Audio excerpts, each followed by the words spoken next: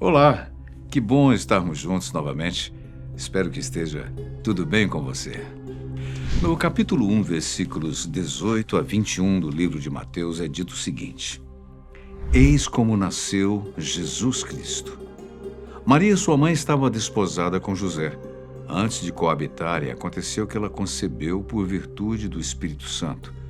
José, o seu esposo, que era um homem de bem, não querendo difamá-la, resolveu rejeitá-la secretamente. Enquanto assim pensava, eis que um anjo do Senhor lhe apareceu em sonhos e lhe disse: José, filho de Davi, não temas receber Maria por esposa, pois o que nela foi concebido vem do Espírito Santo. Ela dará à luz um filho a quem porás o nome de Jesus, porque ele salvará o seu povo dos seus pecados. Essa passagem bíblica, comparada a textos mais antigos, indica que há uma grande diferença entre o Velho ou Antigo e o Novo Testamento.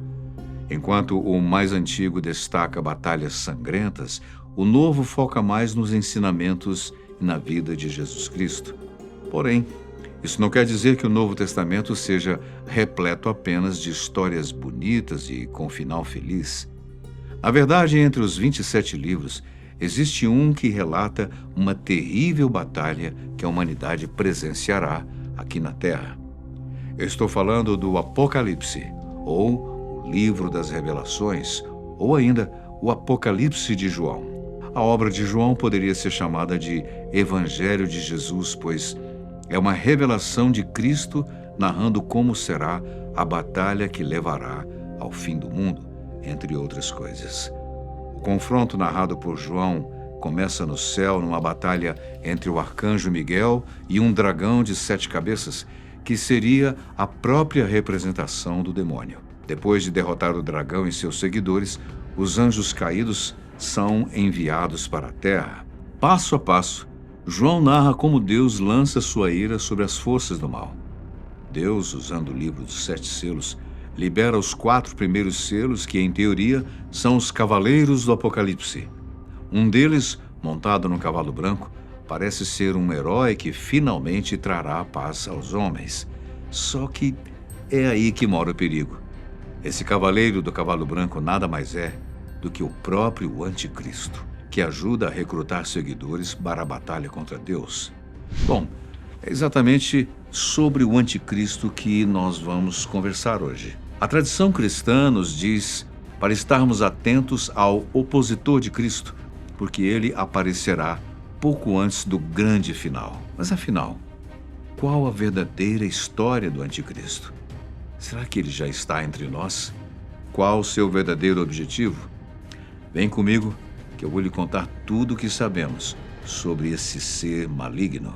Podemos dizer que o Anticristo é um indivíduo perfeitamente mau, pelo simples fato de ele ser completamente oposto ao ser humano bom, no caso, Jesus Cristo.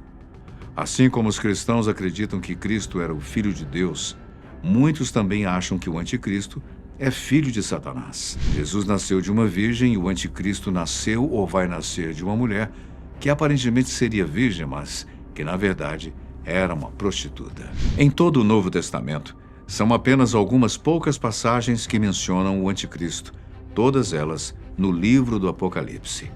Nessas passagens, João sugere que o fim do mundo deve ser esperado a qualquer momento, assim como o próprio Anticristo. Ao longo dos primeiros séculos da tradição cristã, os estudiosos da igreja primitiva começaram a especular uma série de outros personagens bíblicos, encontrando supostas referências ao Anticristo. As frases abominação da desolação dos livros de Daniel e Mateus e homem da iniquidade e filho da perdição, presentes na carta de Paulo, supostamente são outras passagens que falam desse ser.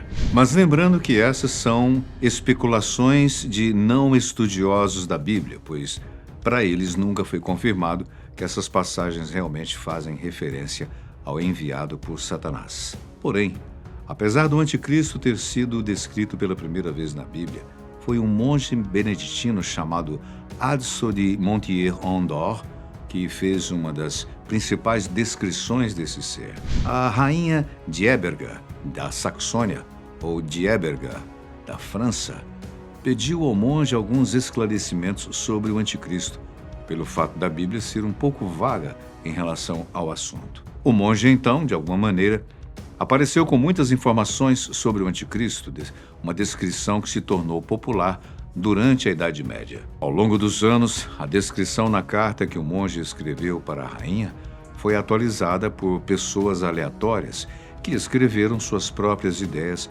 sobre o que achavam sobre esse ser maligno. A rainha de Éberga achava que estava vivendo o fim dos tempos e queria saber como encontrar o anticristo. Ao mesmo tempo, o monge acreditava que esse ser não apareceria até o final do Sacro Império Romano.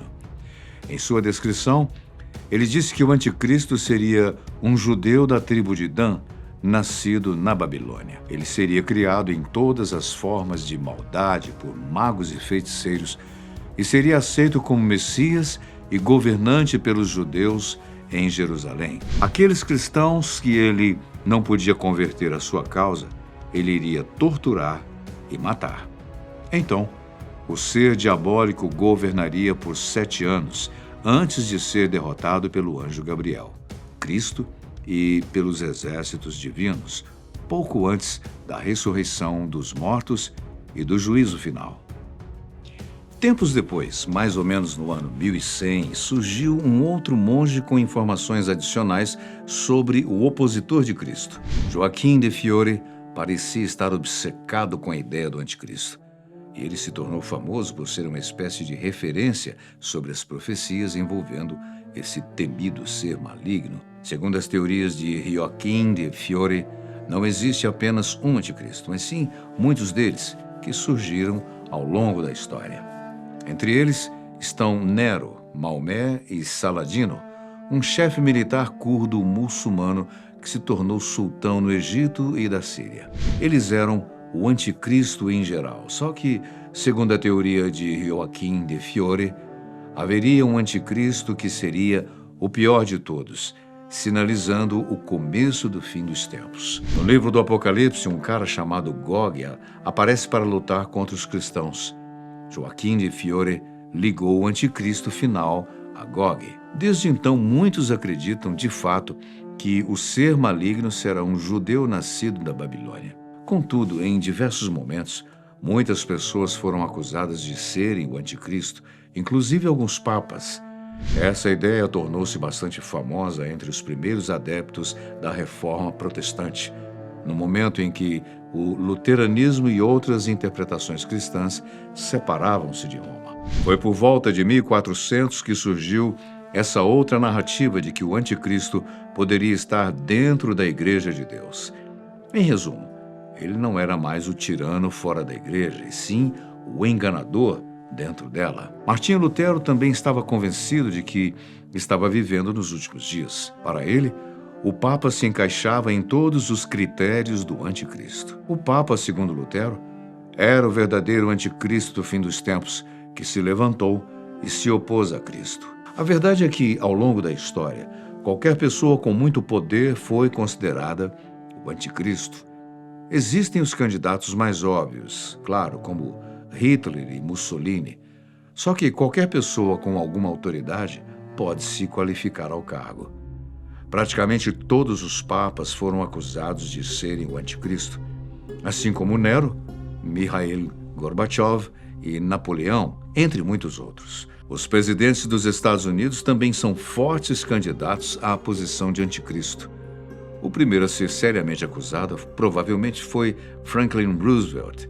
John Kennedy era obviamente uma preocupação para alguns protestantes, já que ele era católico. Um homem tentou matar Ronald Reagan em 1990, afirmando que ele era o anticristo. Mais recentemente, em 2011, um homem acusou Obama de ser um indivíduo maligno enviado por Satanás. Além de grandes políticos, há muitas teorias da conspiração que relacionam o anticristo com pessoas ou instituições poderosas, como Bill Gates, o bilionário George Soros, a ONU, os maçons e até os Illuminati. Bem, mas resumindo tudo o que eu disse para você até agora, pouco se fala sobre o anticristo nas escrituras sagradas. E muito do que sabemos hoje a respeito desse ser maligno foi algo construído com informações extraoficiais ao longo da história. Então, muito do que se fala sobre o enviado de Satanás pode ser apenas uma história inventada, já que essas informações não estão presentes na Bíblia. Mais um motivo para pesquisarmos as Escrituras e estarmos bem embasados sobre ele. E você? Acha que o anticristo já pode realmente estar entre nós? Ou toda essa história não passa de uma teoria da conspiração?